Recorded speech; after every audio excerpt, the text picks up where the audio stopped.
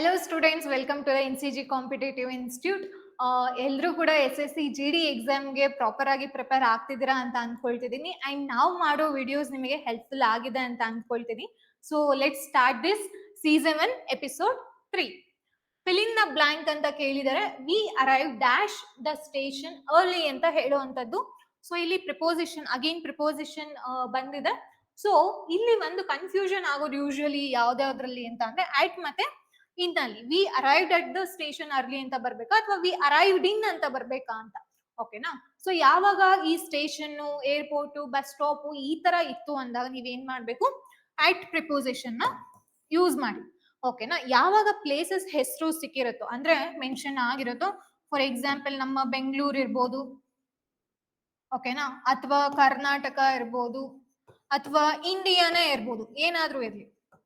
ಓಕೆನಾ. ಸೊ ಈ ತರ ಬಂತು ಅಂದಾಗ ನೀವೇನ್ ಮಾಡ್ಬೇಕು, ಇನ್ನ ಯೂಸ್ ಮಾಡ್ಬೇಕಾಗತ್ತೆ. ಫಾರ್ ಎಕ್ಸಾಂಪಲ್ ವಿ ಅರೈವ್ಡ್ ಇನ್ ಬೆಂಗಳೂರು, ಓಕೆನಾ, ವಿ ಅರೈವ್ಡ್ ಇನ್ ಇಂಡಿಯಾ, ಈ ತರ ನಾವು ಯೂಸ್ ಮಾಡ್ಬೋದು ಯಾವಾಗ ಈ ತರ ಮೆನ್ಷನ್ ಆಗಿರ್ಬೇಕಾದ್ರೆ ಇನ್ ಪ್ರಿಪೋಸಿಷನ್ ಯೂಸ್ ಮಾಡುವಂತದ್ದು. ಅಟ್ ಬಂತು ಅಂದಾಗ ಈ ತರ. ಓಕೆನಾ. ಸೊ ಸ್ಟೇಷನ್ ಇರ್ಬೋದು, ಬಸ್ ಸ್ಟಾಪ್ ಇರ್ಬೋದು. ಸೊ ಐ ಹೋಪ್ ಇದು ನಿಮ್ಗೆ ಸಿಕ್ಕಿದೆ ಆನ್ಸರ್ ಅಂದ್ಕೊಳ್ತೀನಿ.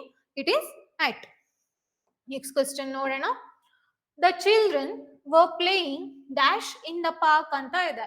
ಸೊ ಇದು ತುಂಬಾ ಇಂಪಾರ್ಟೆಂಟ್. ಯಾಕೆ ಅಂತ ಅಂದ್ರೆ ಅಡ್ಜೆಕ್ಟಿವ್ ಅಡ್ವರ್ಬ್ ಅಂತೂ ತುಂಬಾ ಇಂಪಾರ್ಟೆಂಟ್ ಆಗತ್ತೆ. ಇಲ್ಲಿ ಪ್ಲೇಯಿಂಗ್ ಅನ್ನೋದೇನಿದೆ ವರ್ಬ್ ಇದೆ, ಹೌದಲ್ವಾ. ಅವ್ರು ಹೇಗೆ ಆಟ ಆಡ್ತಿದ್ದಾರೆ ಅನ್ನೋದನ್ನ ಇಲ್ಲಿ ಕೊಟ್ಟಿದ್ದಾರೆ. ಇದ್ರಲ್ಲಿ ನಾವ್ ಯಾವ್ದು ಅನ್ನೋದನ್ನ ಚೂಸ್ ಮಾಡ್ಬೇಕು. We have to be more careful. ಯಾಕೆ ಅಂತ ಅಂದ್ರೆ ಪ್ರತಿಯೊಂದು ಕೂಡ ಒಂದೊಂದು ಪಾರ್ಟ್ಸ್ ಆಫ್ ಸ್ಪೀಚ್ ಇದೆ ಇಲ್ಲಿ. ಹೇಗೆ ಅಂತ ಆದ್ರೆ ಹ್ಯಾಪಿ ಬಂತು ಅಂದ್ರೆ ಇದು ನಾನು ಆಲ್ರೆಡಿ ಹೇಳ್ದೆ, ಇಲ್ಲಿ ವರ್ಬ್ ಇರೋದ್ರಿಂದ ನಾವ್ ಏನ್ ಮಾಡ್ಬೇಕು, ಅಡ್ವರ್ಬ್ ನ ಹಾಕ್ಬೇಕು, ಹೌದಲ್ವಾ. ಅಡ್ವರ್ಬ್ ಏನ್ ಕೆಲಸ ಮಾಡುತ್ತೆ, ವರ್ಬ್ ನ ಡಿಸ್ಕ್ರೈಬ್ ಮಾಡುತ್ತೆ. ಸೊ ಹ್ಯಾಪಿ ಅನ್ನೋದೇನು, it is adjective.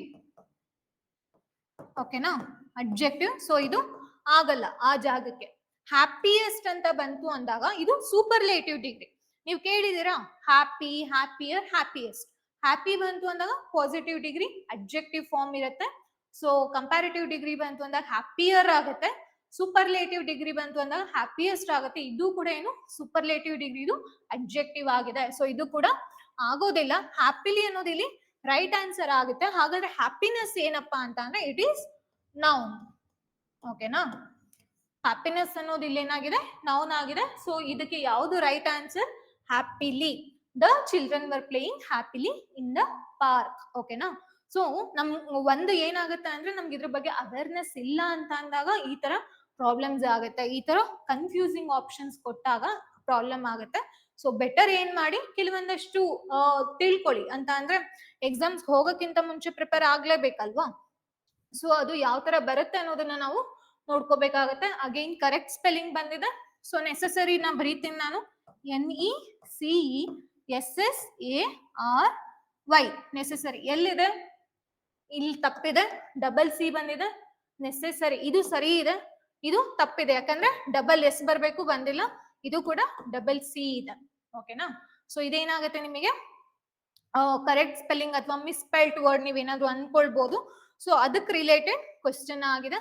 Next choose the correct tense ಅಂತ ಕೇಳಿದ್ರೆ ಆಕ್ಚುಲಿ ಟೆನ್ಸ್ ಮೇಲೆ ನಿಮಗೆ ಕ್ವಶನ್ಸ್ ಗಳು ಜಾಸ್ತಿ ಬಂದಿದೆ. ಶಿ ಡ್ಯಾಶ್ ಆಲ್ರೆಡಿ ಲೆಫ್ಟ್ ಅಂತ ಇದೆ. ಸೊ ಒಂದು ನಾವೇನ್ ತಿಳ್ಕೊಂತೀವಿ ಟೆನ್ಸ್ ಕರೆಕ್ಟ್ ಆಗಿ ಗೊತ್ತಾಗಿಲ್ಲ ಅಂತಂದ್ರೆ ಅದ್ರ ಅಪ್ಲಿಕೇಶನ್ಸ್ಗಳು. ಇವಾಗ ಪಾಸ್ಟ್ ಟೆನ್ಸ್ ನ ಹೇಗೆ ಯೂಸ್ ಮಾಡ್ಬೇಕು, ನಾರ್ಮಲ್ ಆಗಿ ಕನ್ನಡದಲ್ಲಿ ಏನಾಗುತ್ತೆ ನಮಗೆ ಕಾಲಗಳಂತ ಬಂತು ಅಂದ್ರೆ ಮೂರೇ ಇರುತ್ತೆ, ಭೂತಕಾಲ, ಭವಿಷ್ಯತ್ ಕಾಲ, ವರ್ತಮಾನ ಕಾಲ ಅಂತ. ಆದ್ರೆ ಇಂಗ್ಲಿಷ್ ಗ್ರಾಮರ್ ಅಂತ ಬಂತು ಅಂದಾಗ 12 ಟೆನ್ಸ್ ಇದೆ. ಸೊ ಅದನ್ನ ಯಾವ ಟೆನ್ಸ್ ನ ಎಲ್ಲೆಲ್ಲಿ ಯೂಸ್ ಮಾಡ್ಬೇಕನ್ನೋ ಕಲ್ತ್ಕೊಳ್ಳೋದೇ ಒಂದು ಟಾಸ್ಕ್. ಸೊ ಇಲ್ಲಿ ಯೂಶಲಿ ಏನ್ ಮಾಡ್ದೆ, ಶಿ ಆಲ್ರೆಡಿ ಲೆಫ್ಟ್ ಅಂದ್ರೆ ಏನಾಗ್ಬಿಡುತ್ತೆ, ಅದು ಪಾಸ್ಟ್ ಟೆನ್ಸ್ ಆಗೋಯ್ತು ಅಂತ ಅಂದ್ಕೊಳ್ತಾರೆ. ಆದ್ರೆ ಅಲ್ಲ. ಓಕೆನಾ. ಸೊ ಇದೇನಾಗ್ಬೇಕಂತ ಅಂದ್ರೆ ಪ್ರೆಸೆಂಟ್ ಪರ್ಫೆಕ್ಟ್ ಟೆನ್ಸ್ ಆಗ್ಬೇಕಿದು. ಯಾಕೆ ಅಂತ ಅಂದ್ರೆ ಅಲ್ಲಿ ಆಲ್ರೆಡಿ ಅನ್ನೋದು ಮೆನ್ಷನ್ ಆಗಿದೆ ಅಲ್ವಾ. ಸೊ ಆಲ್ರೆಡಿ ಅನ್ನೋದು ಮೆನ್ಷನ್ ಆಗಿರೋದ್ರಿಂದ ಅದು ಇವಾಗ್ಲೂ ಕೂಡ ಅಪ್ಲೈ ಆಗ್ತಿದೆ ಅಂತ ಅಂದ್ರೆ ಈ ಸಿಚುಯೇಷನ್ಗೆ ಅದು ಪ್ರಸ್ತುತ ಇದೆ ಅಂತ. ಓಕೆನಾ. ಸೊ ಪ್ರೆಸೆಂಟ್ ಪರ್ಫೆಕ್ಟ್ ಟೆನ್ಸ್ ನ ನಾವು ಆ ಮೂಮೆಂಟ್ ಅಲ್ಲೇ ಬಳಸ್ತೀವಿ ಅಂತ ಅಂದ್ರೆ ಒಂದು ಕ್ರಿಯೆ ಭೂತಕಾಲದಲ್ಲಿ ಶುರುವಾಗಿ ಪ್ರೆಸೆಂಟ್ ಅಲ್ಲಿ ಕಂಪ್ಲೀಟ್ ಆಗಿರುತ್ತಲ್ವಾ.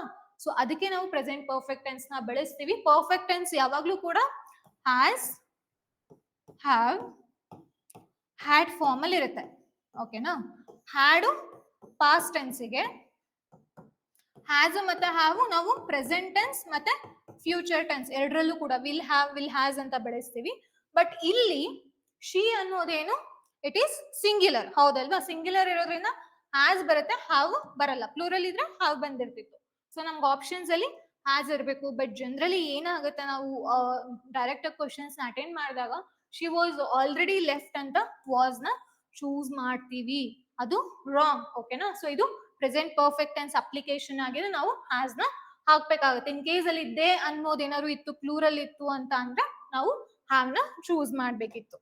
ಓಕೆನಾ? So last question of this episode, ಆಂಟೋನಿಮ್ of clean ಅಂತ ಇದೆ. It is very easy. Clean ಅಂತ ಅಂದ್ರೆ ನೀಟಾಗಿ ಇಟ್ಕೊಳ್ಳೋಂಥದ್ದು.